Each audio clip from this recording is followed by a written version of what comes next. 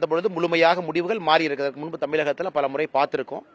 இந்த முறையும் அப்படித்தான் வந்திருப்பதாக நாங்கள் பார்க்கின்றோம். குறிப்பாக நான் பார்க்கின்றேன். அது குறிப்பாக இடைத்தேர்தலை பொறுத்தவரை நிறைய அமைச்சர்கள் ஒரு இடத்துல எடுத்து வேலை பார்க்குறாங்க, உள்ள இருக்கிறாங்க. அத்துமீறல்கள், முறைகேடுகள் எல்லாமே இடைத்தேர்தல் இப்போ சர்வசாதாரணமாக போயிட்டு இருக்கு. எலெக்ஷன் கமிஷனில் முதலே அப்பீல் பண்ணணும். அது ஈரோடு போல போகாமல் இன்னும் கொஞ்சம் டைட்டாக அது நடத்தணும் அப்படின்னு நடத்தப்பட வேண்டும் என்று.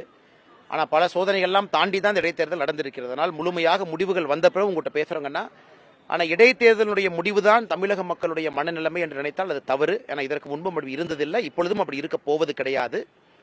இருந்தும் மக்களுடைய முடிவை நாம் ஏற்றுக்கொள்ள வேண்டும். நாம் என்னதான் நாம் விதண்டாவாதம் பேசுகிறோம், என்னதான் மாற்று கருத்துக்கள் வைத்தாலும் கூட ஒரு தேர்தல் தான். மக்களுடைய வாக்கு என்பது வாக்கு தான். அது அதை நாம் எடுத்துக்கொள்ள வேண்டும். அதே நேரத்தில் முதல் முறையாக கூட்டணி கட்சிகள் கீழே எல்லாருமே இணைந்து கடுமையாக களப்பணி ஆட்டியிருக்கின்றார்கள். அதனால் இன்னும் தேர்வு முடிவுகள் முழுமையாக வரவில்லை என்றாலும் கூட வாக்களித்த மக்களுக்கு நாம் இந்த நேரத்தில் நன்றி சொல்லணும். ஏன்னா அரசினுடைய அதிகார பலம், பணபலம், படைபலத்தெல்லாம் தாண்டி இத்தனை மக்கள் களத்திலிருந்து வாக்களித்திருக்கின்றார்கள். அதுவும் ஒரு சாதனை தான். அதனால் நிச்சயமாக வருகின்ற காலம் மாறும். தமிழகத்தில் இதற்கு முன்பும் இடைத்தேர்தலுக்கு பிறகு பொது தேர்தல் நடந்த பொழுது மாறி இருக்கிறது, இப்பொழுதும் அது மாறும்.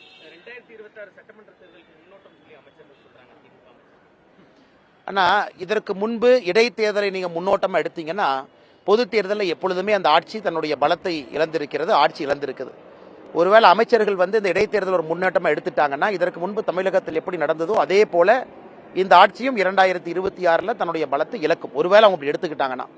ஸோ இடைத்தேர்தலை பொறுத்தவரை ஒரு குறியீடு இல்லை என்பது என்னுடைய கருத்து. ஒருவேளை அமைச்சர்கள் அது குறியீடுன்னு சொன்னாங்கன்னா இதற்கு முன்பு நடந்த இடைத்தேர்தலை எடுத்துக்குவோம்.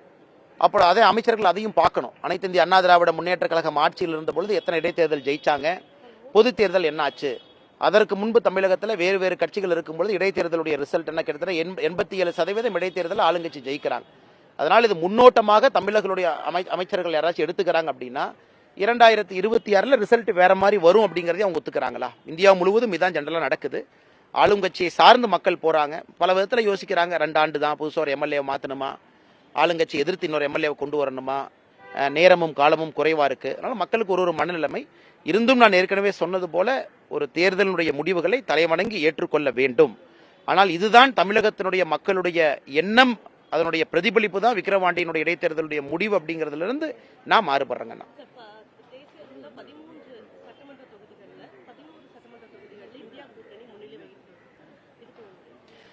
மேடம் ஜென்ரலாகவே வேற வேற காரணத்திற்காக நிறைய இடத்துல இந்தியா கூட்டணியுடைய வேட்பாளர்கள் கட்சி மாறி இடத்துல நடந்திருக்கு. நேற்று பார்த்தீங்கன்னா அதே போல் மகாராஷ்டிராவில் கிட்டத்தட்ட 11 இடம் நடந்துச்சு, 9 இடம் ரிசல்ட் வந்துச்சு எம்எல்சி எலெக்ஷன். அதில் 9லும் பார்த்தீங்கன்னா நம்முடைய என்டிஏ தான் ஜெயிச்சிருக்கிறாங்க. ஸோ அதனால் எல்லா இடத்திலும் எல்லா விதமான தீர்ப்புகளையும் நம்ம பார்க்குறோம். இடைத்தேர்தலை பொறுத்தவரை தனித்தனியான சீட்டு, ரொம்ப பயங்கரமான லோக்கல் ஃபேக்டர்ஸ் இன்ஃப்ளூயன்ஸ் பண்ணக்கூடிய ஒரு இடம். இந்த ஆண்டு ஹரியானா, மகாராஷ்டிரா, ஜார்க்கண்ட் 3 மாநில தேர்தல் இந்த ஆண்டு நடக்க இருக்குது 2024. அந்த 3 மாநில தேர்தலுமே நீங்க பார்ப்பீங்க. உதாரணத்துக்கு மகாராஷ்டிராவாக இருக்கட்டும், ஹரியானாவாக இருக்கட்டும், இரண்டும் பாரதிய ஜனதா கட்சி ஆட்சியில் இருக்கக்கூடிய மாநிலங்கள். இரண்டிலும் ஆட்சியை தக்க வைப்போம். ஜார்க்கண்ட் நம்ம எதிர்க்கட்சி நண்பர்கள் இருக்கின்றார்கள். ஜார்க்கண்ட் முக்தி மோர்ச்சா இருக்கிறாங்க. அங்கேயும் இந்த முறை பாரதிய ஜனதா கட்சி வரும். அதனால் இடைத்தேர்தலை நாம் எப்பொழுதுமே சொல்வது போல ஒரு குரூப்பா நாம போறோம். ஒரு லோக்சபாக்கு முன்னாடி அசம்பிளி நடக்குதுன்னா அது எப்பவுமே ஒரு ஹாஃப் இயர்லி எக்ஸாம் மாதிரி எடுத்துக்கலாம். ஆனா இன்னைக்கு தனித்தனியாக நடக்கக்கூடிய சீட்டு நிறைய லோக்கல் ஃபேக்டர்ஸ் இருக்கு. அதனால் அதை நம்ம ஒரு காமன் நெரேட்டிவா நம்ம எடுத்துக்கொள்ள வேண்டிய அவசியம் இல்லை என்பது எங்களுடைய கருத்து. காவிரி விவகாரம் மீண்டும் பரபரப்பா பேசப்படுது. தண்ணீர் திறப்பதற்கு கர்நாடக அரசு மறுப்பு தெரிவித்திருக்கு. அந்த ஒழுங்காட்சி குழு உத்தரவை மீறி ஒரு பக்கம் தமிழக காங்கிரஸ் தலைவர் செல்வ பிறந்தகை தேசிய பிரதமர் நரேந்திர மோடி இதை சரியா கையாளலன்னு சொல்லிட்டு மத்திய அரசு கட்டணம் தெரிவிச்சிருக்காரு. ஏன்னா செல்வ பெருந்தகையாக இருக்கட்டும், காங்கிரஸ் கட்சியாக இருக்கட்டும், அண்ணாமலையினுடைய உருவ பொம்மை எரிப்பதற்கு நேரம் இருக்கு. ஒரு குழு காங்கிரஸ் குழு கர்நாடகா போய் சித்தராமையா அவர்களை சந்திச்சு தமிழ்நாட்டுக்கு தண்ணி திறந்து விடுங்கன்னு சொல்ற காங்கிரஸ் கட்சிக்கு நேரம் இல்லையா? இதற்கு முன்பு பாரதிய ஜனதா கட்சி ஆட்சியில் இருந்துச்சு கர்நாடகால. அப்பொழுதும் வறட்சி இருந்துச்சு.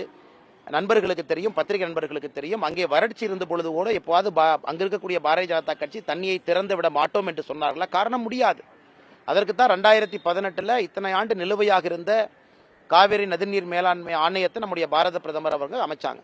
எப்பொழுது காங்கிரஸ் ஆட்சிக்கு வந்தாங்களோ அப்பொழுதுதான் பிரச்சனை.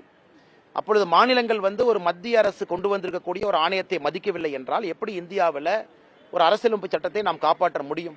ஆனால் இன்னைக்கு அண்ணாமலையினுடைய பொம்மையை நான் எரிக்கிறேன், தீ வச்சு கொளுத்துறேன்னு சொல்லக்கூடிய காங்கிரஸ் எல்லாரும் இங்கிருந்து பெங்களூருக்கு போயிருந்தா முதல்ல நான் பாராட்டியிருப்பேன்.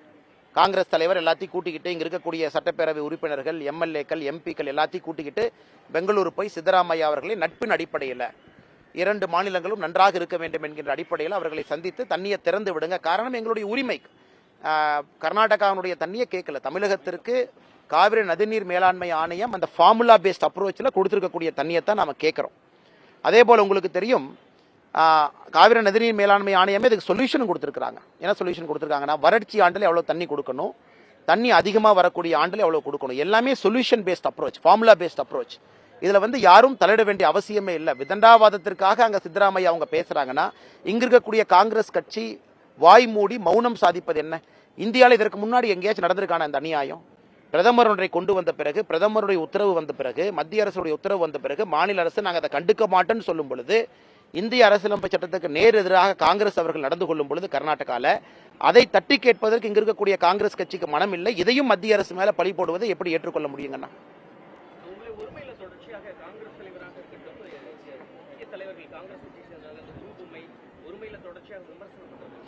ஆனா அது எனக்கு ஒன்று புதிது கிடையாதுங்கண்ணா. இன்னைக்கு அரசியல் நாகரிகம் எல்லாம் தமிழகத்தில் எப்பொழுதே கப்பல் ஏறி பறந்து விட்டது. நாம் கேட்டிருக்கக்கூடிய கேள்வி என்னன்னா, செல்வப்பெருந்தைய அவர்கள் முதல்ல அவங்க என்ன சொன்னாங்க, பாரதிய ஜனதா கட்சியில ரவுடிகள் இணைகின்றார்கள் என்று முதல்ல சொன்னாங்க. அதற்கு பதிலடியாக நான் என்ன சொன்னேன், செல்வப்பெருந்தைய அவர்களுடைய வாழ்க்கை வரலாறு என்ன, அவர் எப்படிப்பட்டவர், எப்படிப்பட்ட ஒரு இடத்திலிருந்து வந்திருக்கிறாங்க, எத்தனை கட்சிக்கு போயிட்டு வந்திருக்கிறாங்க, அவர் மேல் இருக்கக்கூடிய கிரிமினல் கேசஸ் என்ன, அதை வெளியிட்ட பிறகு அவர்களுக்கு பொறுக்கவில்லை. எப்படிப்பட்ட ஒரு காங்கிரஸ் கட்சி இன்னைக்கு தன்னுடைய தன்மையெல்லாம் இழந்து அதே சத்தியமூர்த்தி பவன்ல எப்படிப்பட்ட மாபெரும் தலைவர்கள் உலா வந்த ஒரு சத்தியமூர்த்தி பவன்ல இன்னைக்கு 2ஆம் கட்ட தலைவர்கள் என்ன வேண்டுமானாலும் பேசினால் மக்கள் மன்றத்தில் எடுபடும் என்று நினைக்கக்கூடிய தலைவர்களை கொண்டு வந்து பேசுறாங்க. அதனால் நம்முடைய கட்சி நண்பர்களுக்கு எல்லோரும் நான் அறிவித்திருப்பது, யாரும் எதையும் பேசக்கூடாது. இதை நான் பார்த்துக் கொள்கின்றேன். தரம் குறைந்து ஒரு விமர்சனம் வந்தாலும் கூட நீங்கள் தரம் குறைந்து பதிலடி இருக்கக்கூடாது என்பதிலே பாரதிய ஜனதா கட்சி தெளிவாக இருக்கின்றோம். தமிழகத்தினுடைய காங்கிரஸ் நிலைமை எந்த அளவுக்கு சென்றிருக்கிறது என்பதை அவர்கள் ஒருமையில் பேசக்கூடிய பேச்சு வெட்ட வெளிச்சம் போட்டு காட்டிக் கொண்டிருக்கிறது. இன்னைக்கு அவங்க மேல போட்டிருக்கக்கூடிய கேஸை பத்தி பேசிட்டு நான் பதில் சொல்றேன். ஜெயலலிதா அம்மா தான் குண்டா சட்டம் போட்டாங்க, அது பொய்ன்னு சொல்லிட்டோம், அதுக்கு பதில் சொல்றோம். அண்ணாமலை அவர்கள் அந்த கேஸை எல்லாம் ஜோடிச்சிருக்கிறாங்கன்னு சொல்லிட்டோம், அதற்கு பதில் சொல்றேன்.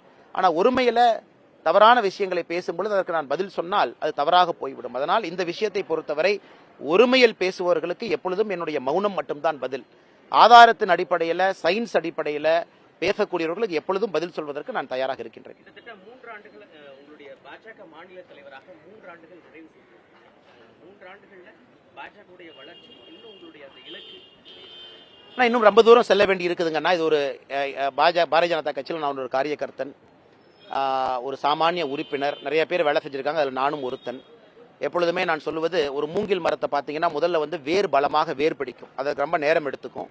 அந்த வேர் பிடித்த பிறகு மூங்கில் மரத்தினுடைய வளர்ச்சி ரொம்ப அசுரத்தனமான வளர்ச்சியாக இருக்கும். எந்த மரத்தையும் மூங்கில் மரத்தினுடைய வளர்ச்சியோடு போட்டி போட முடியாது. ஆனால் இன்னைக்கு தமிழகத்தில் பாரதிய ஜனதா கட்சி எங்களை பொறுத்தவரை இந்த மூங்கில் மரத்தினுடைய வேர்களை பலப்படுத்தி கொண்டிருக்கின்றோம். இதுக்கு தரைக்கடியில் நடந்து கொண்டிருக்கிறது. வெளியிருந்து பார்த்தா சில பேருக்கு தெரியாது. ஆனால் வருகின்ற காலத்தில் நீங்க பார்ப்பீங்க, வேர் பலமாகிய பிறகு இதனுடைய அசுரத்தனமான வளர்ச்சி என்பது மக்கள் பார்க்கத்தான் போகிறாங்க. அதற்கு ஒரு அடிப்படையாக 2024 தேர்தலில் மக்கள் பேசி இருக்கிறாங்க. பாரதிய ஜனதா கட்சி தேசிய ஜனநாயக கூட்டணிக்கு வாக்களிச்சிருக்கிறாங்க. நன்றிங்கண்ணா.